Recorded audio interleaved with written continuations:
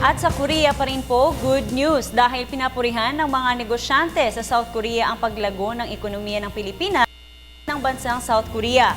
Sa pagharap po ni Pangulong Aquino sa forum ng mga pangunahing negosyante ng nasabing bansa, tumugon ang Pangulo sa kahandaan ng Pilipinas na magkaroon ng free trade agreement sa Korea. Muli si Elena Luna para sa detalye. Ginamit ni Pangulong Aquino ang tourism slogan na It's More Fun in the Philippines sa pagdalo sa forum ng mga pangunahing negosyante sa Korea.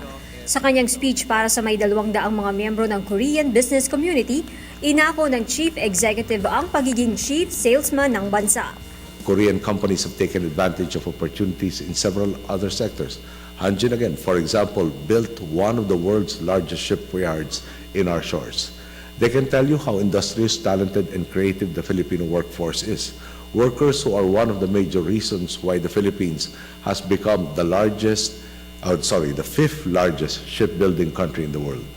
You also have Korean Electric Power Corporation, or KEPCO, whose plants provide approximately 10% of our country's entire installed generation capacity.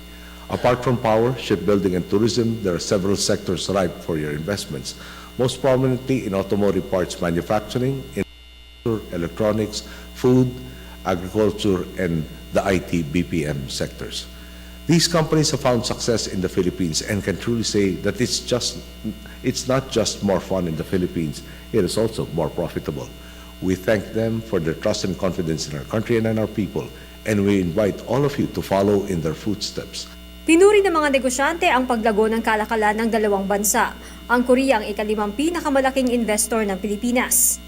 In the first half of this year, the Philippines achieved a remarkable growth rate of 7.6% despite sluggish growth in the East Asian region. Its strength in business outsourcing, based on a foundation of steady household consumption and economic growth, is what makes the Philippines the most fast-growing country in East Asia. Moreover, President Aquino's initiative for promoting public-private cooperation is serving as a strong engine for the economy. Sa open forum ng mga negosyante, itinanong sa Pangulo kung maaamyendahan ang probisyon ng konstitusyon tungkol sa pagmamay-ari ng lupa ng mga dayuhan. Currently, we're not looking at revising the Constitution, but perhaps to the question, China is considered one of the most consistent in terms of growth for the past decade. And I understand in China, you are not allowed to own the land. So that doesn't seem to be a hindrance towards profitability and growth for any corporation. Naging paksa rin para sa mga negosyanteng Koreans ang listahan ng foreign direct investment sa Pilipinas na ayon sa Pangulo ay pinag-aaralan ng baguhin. Tumugon din ng Pangulo sa kahandaan ng Pilipinas na magkaroon ng free trade agreement sa Korea. Definitely, we are very interested in exploring this as well as in joining other free trade associations. We do believe that our growth cannot exist in a vacuum without our partners also continued growth. Then our growth also is stymied. Hence, it is logical for us to pursue all of these free trade agreements. Naging huling tanong sa Pangulo ang kumustahin ang kanyang pagbisita sa Korea. It's my third visit to Korea. And may I say that every time I visit Korea, it seems to have transformed itself. My first visit was sometime in the late 80s. If I remember correctly, it seemed like development was on one side of the Han River and the other side did not.